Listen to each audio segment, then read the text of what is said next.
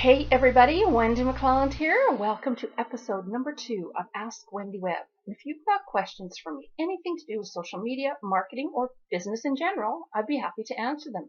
Simply submit them anywhere on Facebook, do a post, or anywhere on Twitter, do a post, and use the hashtag AskWendyWeb.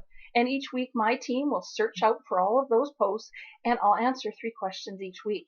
So this week's first question comes from Glenda Watson Hyatt. And she wants to know, how do you develop an effective marketing strategy that fits with your uniqueness? And then how do you tweak it to amp it up? So the first thing to do is decide what is unique about you. What makes you stand out in the marketplace? The reality is, whatever it is you're selling, I don't care what it is, there's 100, 1,000, or 10,000 people selling the same thing. So the reality is you need to be real. You need to be your authentic self when you're presenting yourself online. So what makes you special?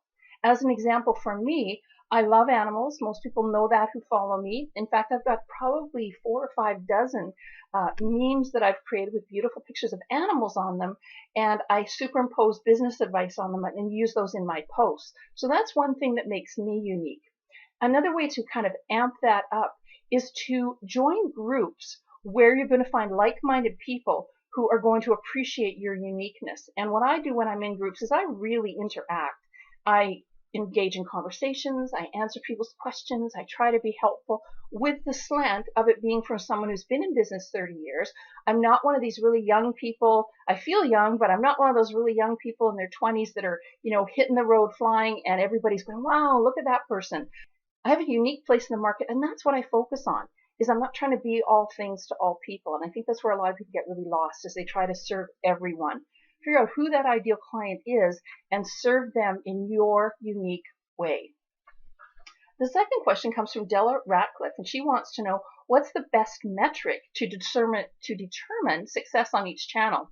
Well, the answer to that is a little bit convoluted. Let's talk Facebook, because that's where most people are. So as an example, if I do a post on Facebook, I've got, 3,000 people on my business page. I know that Facebook's only going to share that with a small percentage of those people that follow me. But I also know that if I post certain kinds of things, going back to the previous question, if I post something that's a cute animal video with a little life lesson commentary above it, that will likely get hundreds or even sometimes into the thousands of views. So that gets my name out in front of more people. So that one way to measure it is actually look at those stats that Facebook gives you and see how many people are seeing your posts. Then you want to see how many people are engaging in your posts. And for me, I also look at, what does it cost me to get a lead? I tend to run some small ads on Facebook, usually $2, $3 a day, that's all. And some of those ads I can get down to 15 cents a lead. And so I may be selling one of my digital products that's $29. So let's say I spend $2, each lead only costs me 15 cents. You can see the profit margin there. So you really want to be seeing how much time are you spending on social media, how much engagement are you getting, and if you're running ads, what are those ads converting to for you? So you need to be strategic. You need to have a reason to do everything you're doing on social media. I don't just run ads for the sake of running ads. I want to get people more engaged with me. I want to give them great content. I want them to want to know more about me and more about what I can offer to them. So each platform is going to be different. Now, when it comes to your website, you can analyze it by looking at the traffic on your website. First of all, where is it coming from? Is it coming from Facebook? Is it coming from Pinterest? Is it coming from an organic search? Then you want to see how people travel through your website. Then you want to see, what are they doing on the website in terms of possibly joining your mailing list or buying your product? So on each platform, you can see you're going to have to do the analytics a little bit differently. And then our third question comes from Christy Lee Tritz, and she wants to know, how do you go from a plan to a product and then making the sale? So here's what I do, Christy, is I work backwards. So I look at, what does my customer need to know before they're going to feel safe enough to buy from me?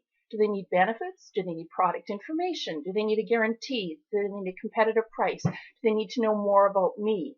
Then I create that product that's going to answer their pain points, answer the questions that they may have. Then I create a program that's going to lead them into wanting more information about the product and then buying it. So you need to make sure that you know what your end game is. If it's getting people on your list, that's one thing. If it's getting people to buy your product, that's another. So all of these things kind of have to work together. but I always start at the end point. What do I want people to do? How can I convince them that it's safe to do it with me? And then how do I move them into that funnel where they can eventually become a customer? So that's the 3 questions for this week. If you've got questions, again, just make sure that you post them on Facebook or Twitter with the hashtag AskWendyWeb, and Courage is going to demonstrate that for you in the end. And next week, you could be on the show. Thanks so much.